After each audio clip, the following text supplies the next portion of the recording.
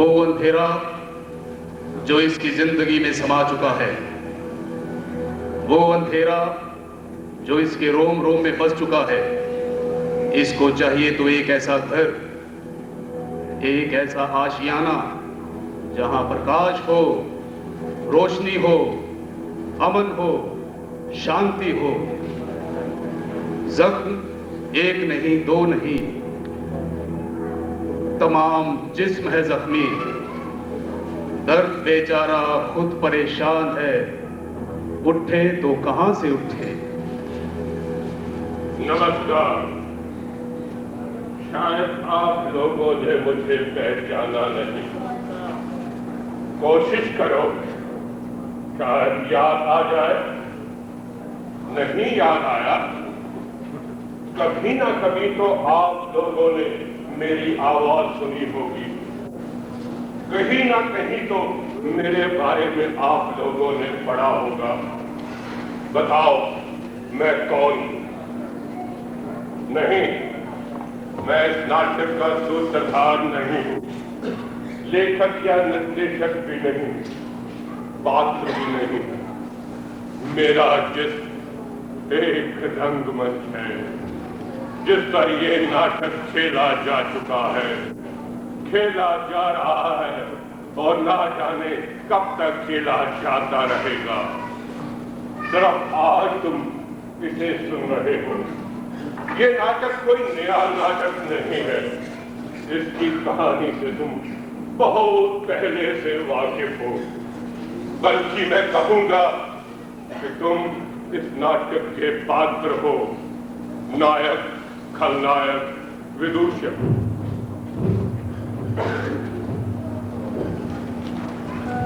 और इसके बाद मेरे पास द्राविड़ आए।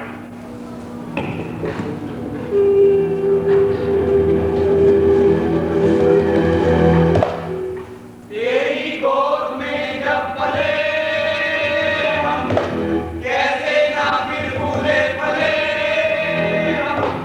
सबसे ऊंची तहसील हमारी, क्यों ना जब से आगे चले हम।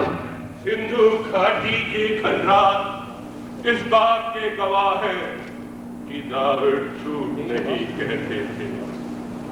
और फिर ये द्राविड़ी तो थे जिन्होंने मुझे सजाया, संवारा और निखारा। उसके बाद कुछ ऐसे लोग आए जिन्हें आप आर्य के नाम से जानते हो। वो आए तो थे शायद खलनायक बनकर, लेकिन जल्द ही वो नायक बन गए। वो मेरे लिए बहुत से उपहार लेकर आए।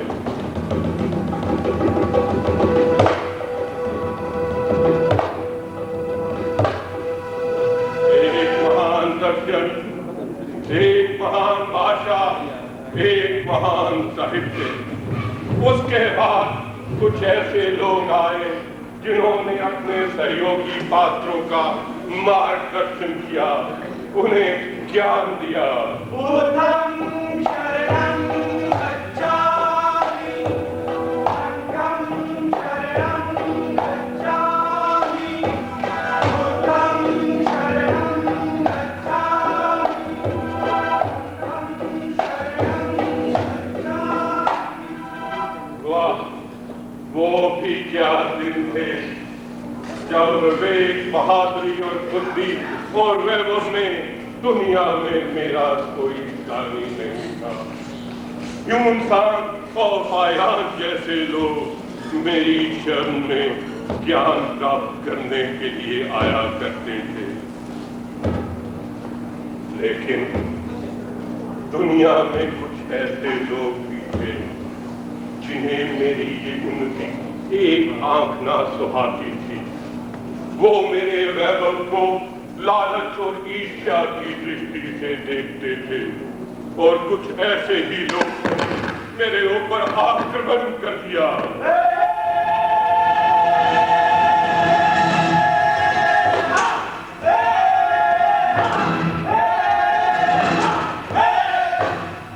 मुगल आए, मेरा सब कुछ लूट कर चले कुछ एक ऐसे थे जिनको मुझसे मोह हो गया और वो मुझे छोड़कर फिर वापस न जा सके, लेकिन वो यकसा न थे। उनमें से कुछ एक के जुर्म इतने बढ़ गए कि एक मरती हुई कौम के कुछ जिंदा दिल इंसान उनके खिलाफ हथियार उठाने को तैयार हो गए। बादशाह जी महाराज की जय।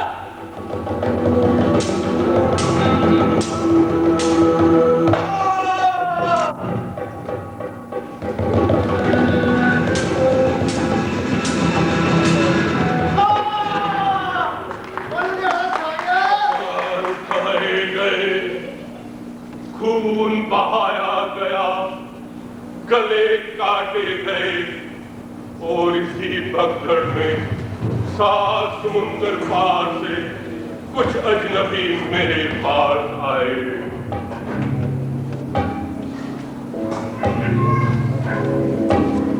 वो बोले, हम इधर व्यापार करने को आया है।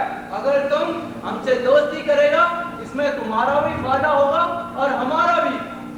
इतना दूर जाने के बाद मैंने सोचा शायद ये सुंदर गोरे लोग मेरे फायदे की बात करेंगे। यही सोचकर मैंने उनकी तरफ दोस्ती के हाथ बढ़ा दिए, लेकिन मुझे क्या पता था कि ये गोरी चमड़ी वाले दिल के इतने काले होंगे। So you see, we have succeeded making India a British colony.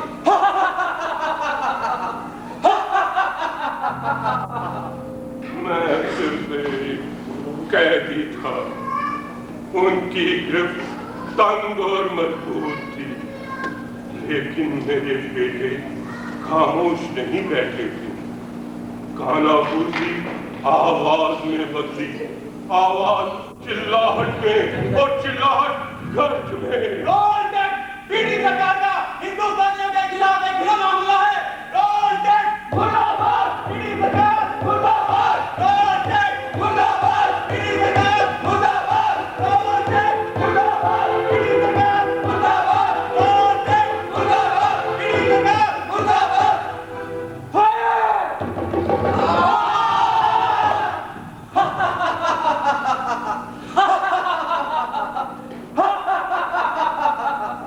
उसके बाद सरफरोश गली गली में सर पर कफन बांधकर निकल पड़े। इंकलाब जिंदाबाद, इंकलाब जिंदाबाद, इंकलाब जिंदाबाद, इंकलाब जिंदाबाद, इंकलाब जिंदाबाद, इंकलाब जिंदाबाद। उन अजनबियों को मेरे बेटों ने भागने पर तो मजबूर कर दिया, लेकिन जाते जाते वो एक चाल चल गए और मैं अपाहिज हो गया। मेरा एक बाजू कट गया।